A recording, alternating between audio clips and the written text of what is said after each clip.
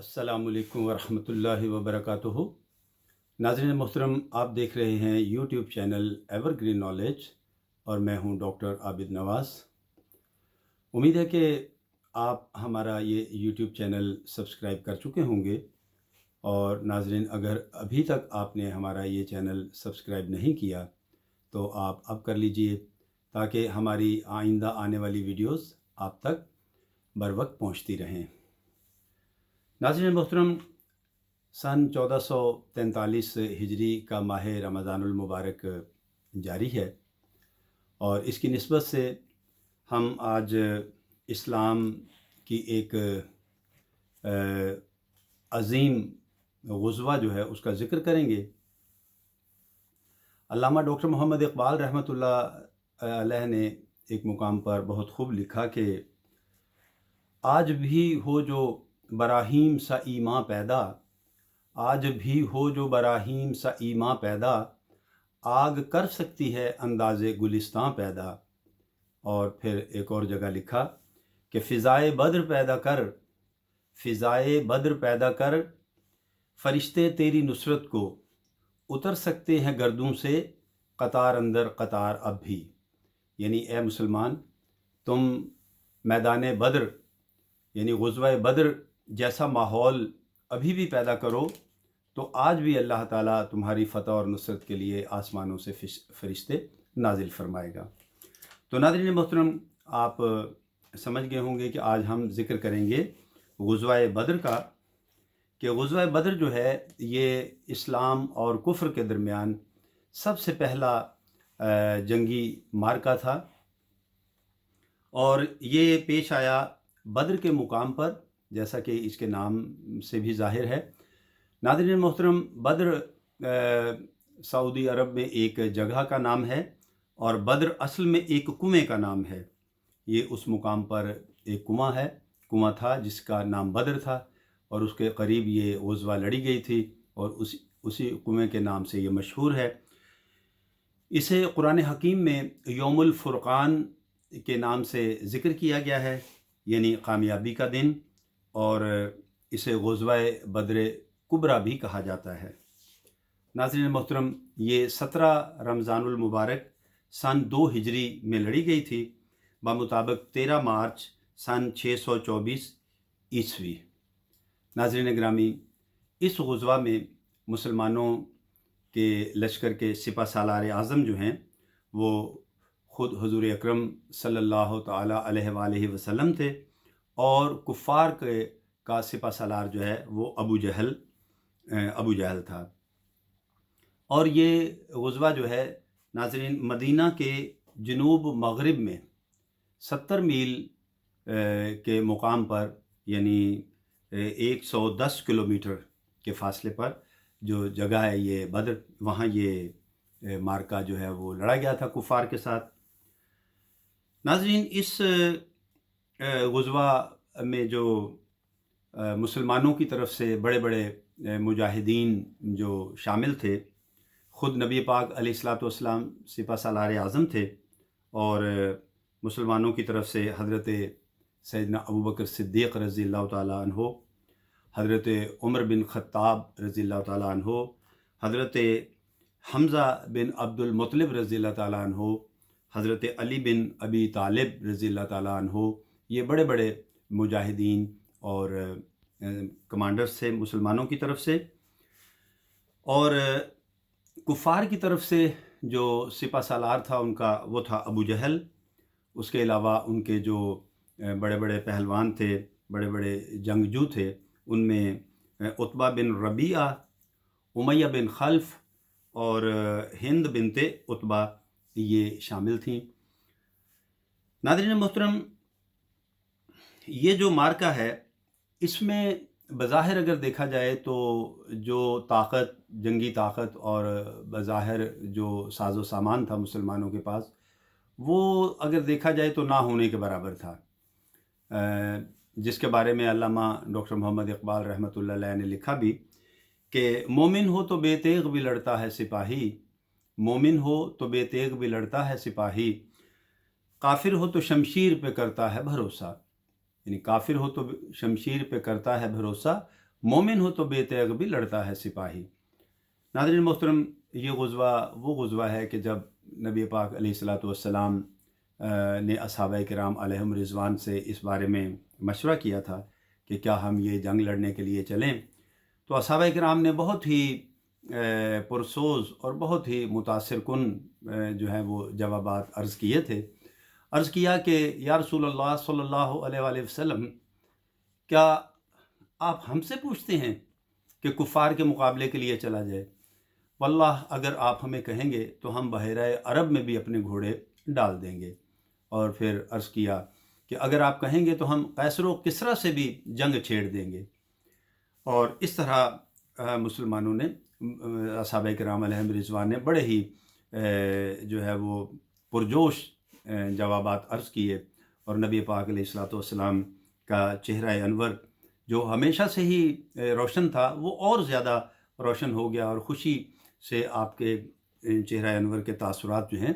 وہ بہت ہی اور زیادہ خوبصورت ہو گئے، اور اپنے اصحابہ کرام کی اس جاں نثاری پر آپ کا دل خوش ہو گیا۔ اور یہی وجہ تھی کہ پھر نبی پاک علیہ الصلاۃ والسلام جو ہیں وہ اپنے اصحابہ کرام علیہم رضوان کو لے کر بدر کے میدان کی طرف روانہ ہو گئے۔ ناظرین محترم، اس میں بہت ہی ایک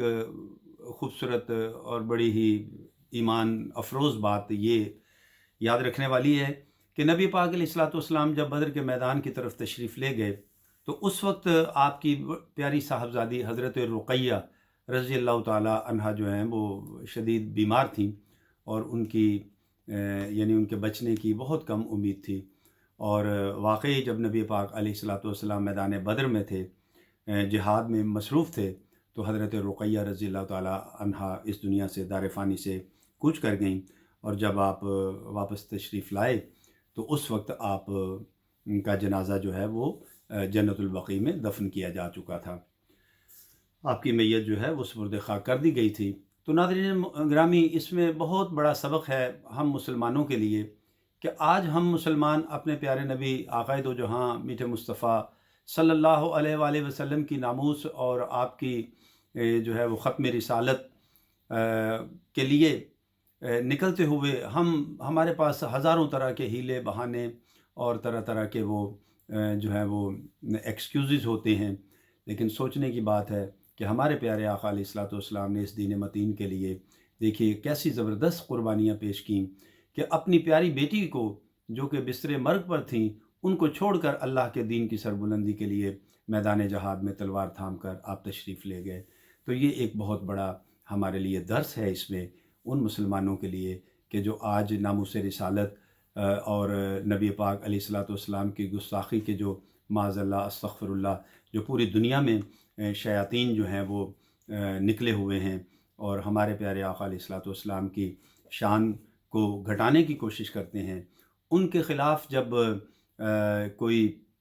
علماء اکرام خصوص بالخصوص جیسے ایک تحریک لبیک ہے وہ ناموس رسالت کے لیے آواز بلند کرتی ہے، علامہ خادم حسین رضوی مجاہد اسلام رحمۃ اللہ علیہ تمام زندگی ناموس رسالت کے لیے اپنی آواز بلند کرتے رہے، اور اب ان کے جانشین علامہ سعد حسین رضوی دامت برکاتہم العالیہ جو ہیں وہ اسی جماعت کی سربراہی کر رہے ہیں۔ تو جب وہ نکلتے ہیں لوگوں کو دعوت دیتے ہیں تو لوگوں کے پاس بڑے عجیب و غریب بہانے ہوتے ہیں، عجیب و غریب لوگوں کے پاس ایکسکیوزز ہوتے ہیں۔ معاذ اللہ کچھ دوستوں کو یہاں تک کہتے ہوئے سنا کہ جی جو گستاخان ہیں اگر ان کو حکومت وقت نے اگر چھوڑا تھا یا ان کو بچایا تھا تو گویا ایک انسان کی زندگی انہوں نے بچائی تھی، معاذ اللہ استغفر اللہ۔ ناظرین محترم، ہمیں اس پر سوچنے کی ضرورت ہے کہ ہمارے پیارے آقا علیہ الصلوۃ والسلام نے اپنی ناموس کے لیے اور اپنی عزت کے لیے کیا ارشادات فرمائے تھے۔ آپ نے فرمایا کہ میری عزت جو ہے اس پر تو قیامت تک دو بکریاں بھی آپس میں نہیں لڑیں گی۔ یہ آپ نے اس وقت فرمایا جب ایک نابینا صحابی رضی اللہ تعالیٰ عنہ ایک گستاخہ عورت کو قتل کر کے ماورائے عدالت انہوں نے قتل کیا تھا اور آپ کی خدمت میں حاضر ہوئے تھے، تو عرض کیا تھا کہ نبی پاک علیہ الصلوۃ والسلام کیا آپ میرے لیے قتل کا حکم ارشاد فرمائیں گے، کیونکہ میں نے ماورائے قتل ایک عورت کو مار ڈالا ہے کیونکہ وہ گستاخہ تھی، آپ کی شان میں بے ادبی کرتی تھی۔ تو نبی پاک علیہ الصلوۃ والسلام نے یہی ارشاد فرمایا کہ یہ اے میرے صحابی، یہ آپ نے کیسی بات کی، میری عزت اور میری ناموس تو وہ چیز ہے کہ قیامت تک دو بکریاں بھی آپس میں اس پر اختلاف نہیں کریں گی۔ تو ناظرین محترم، میں اپنے ایسے دوستوں کے لیے یہ ایک یعنی فکریہ اور لمحہ فکریہ یعنی ان کے لیے میں بیان کر رہا ہوں، ایک فکریہ نقطہ ان کے لیے بیان کر رہا ہوں کہ وہ سوچیں اس بات پر کہ ہمارے نبی پاک علیہ الصلوۃ والسلام نے تو یہ ارشاد فرمایا کہ میری ناموس پر قیامت تک دو بکریاں بھی آپس میں اختلاف نہیں کریں گی۔ آج ہم یہ کہتے ہیں کہ اگر گستاخہ کو حکومت وقت نے چھوڑ دیا تھا تو کیا ہوا، یہ ایک انسان کی جان بچائی تھی انہوں نے۔ بہرحال اللہ تعالی ہمیں سمجھ عطا فرمائے۔ تو ناظرین محترم، میں عرض یہ کر رہا تھا غزوہ بدر کا ذکر کرتے ہوئے کہ اس میں مسلمانوں کی طرف سے جو تھے وہ 313 مجاہدین اسلام اس میں شامل تھے، 313 مجاہدین اسلام۔ ناظرین محترم، یہ نقطہ قابل غور ہے کہ ہم 313 پڑھتے آ رہے ہیں، سنتے آ رہے ہیں، لیکن در حقیقت غزوہ بدر میں تشریف لے جانے والے اصحابہ کرام جو تھے وہ 308 تھے، اور 5 اصحابہ کرام جو تھے ان کو اعزازی طور پر نبی پاک علیہ الصلوۃ والسلام نے بدری صحابی شمار فرمایا، اور ان کو بدر کے مال غنیمت میں سے ان کا حصہ بھی ان کو عطا فرمایا۔ ان کو نبی پاک علیہ الصلوۃ والسلام نے دیگر ذمہ داریوں کی بنا پر ان کو آپ نے روک دیا تھا کہ وہ میدان بدر میں تشریف نہ لے جائیں، بلکہ وہ باقی جو ذمہ داریاں آپ نے ان کو دی تھیں ان کو ادا کریں، لہٰذا ان کو بدری صحابی کا ہی جو ہے وہ مقام عطا کیا گیا۔ تو اس طرح 308 اصحابہ کرام تشریف لے گئے تھے۔ ناظرین، ان اصحابہ کرام، یہ اصحابہ کرام جو تھے یہ تقریباً سارے کے سارے پیدل تھے، پیدل پا پیادہ یہ سفر کرتے ہوئے وہاں تک پہنچے تھے، ان کے پاس سواریاں نہیں تھیں۔ مسلمانوں کے پاس میدان بدر میں جانے کے لیے صرف 2 گھوڑے تھے اور 70 اونٹ تھے، 70 اونٹ تھے، اور تلواریں بھی جو ہیں وہ غالباً 6 یا 8 تلواریں تھیں۔ اس طرح سامان حرب جو ہے وہ نہ ہونے کے برابر تھا۔ یہ الگ بات ہے کہ جو چھڑیاں، کھجور کی چھڑیاں ان کو عطا کی گئی تھیں نبی پاک علیہ الصلوۃ والسلام کے معجزہ نبوت کی بنا پر، وہ چھڑیاں تلواروں میں تبدیل ہو گئیں، اور کفار کی طرف سے ناظرین محترم کم و بیش 1000 جو جنگجو تھے وہ شامل تھے، اور ان کے پاس 100 گھوڑے تھے اور 170 اونٹ تھے ان کے پاس۔ تو اس طرح وہ سامان حرب کے لحاظ سے کچھ مقابلہ نہیں تھا بظاہر، اور اسی کو میں نے ابھی شعر کی صورت میں بیان کیا علامہ اقبال رحمۃ اللہ علیہ کے بقول کہ کافر ہو تو شمشیر پہ کرتا ہے بھروسہ، مومن ہو تو بے تیغ بھی لڑتا ہے سپاہی۔ اور ناظرین محترم، یہ مارکا ایسا فیصلہ کن مارکا رہا کہ اس میں 14 مسلمان جو ہیں وہ شہید ہوئے تھے، اور اس میں 70 کافر جو ہیں وہ قتل کیے گئے، اور 70 ہی جو ہیں وہ ان کو جو ہے وہ قیدی بنایا گیا تھا۔ ناظرین محترم، اللہ جل شانہ جب اپنی قہاریت کا اظہار فرماتا ہے تو پھر وہ بڑے بڑے ظالموں کو اپنے بہت ہی کمزور بندوں سے شکست فاش دے دیتا ہے۔ تو جیسا کہ روایت میں آتا ہے کہ حضرت معاذ اور حضرت معوذ رضی اللہ تعالیٰ عنہم 2 بھائی تھے، یہ کم سن بھائی تھے، لیکن یہ جذبہ جہاد سے لبریز تھے، ان کے دل جذبہ جہاد سے لبریز تھے، لہذا یہ میدان بدر میں پہنچ گئے، اور انہوں نے ابو جہل پر ایسا حملہ کیا کہ اپنے ننھے ہاتھوں اور اپنی ننھی تلواروں سے انہوں نے کفار کے اس زبردست جنگجو کو ایسا شدید زخمی کیا کہ اسے